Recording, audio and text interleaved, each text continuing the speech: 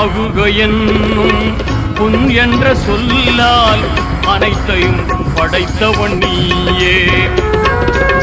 வாகுடன் குர்ஆன் வேதம் தந்த வாய்மையாளனும் நீயே. அனுதினம் உன்னை மறவாதிருக்கும், அனுதினம் உன்னை மறவாதிருக்கும் ஆற்றல் நீ தருவாயே.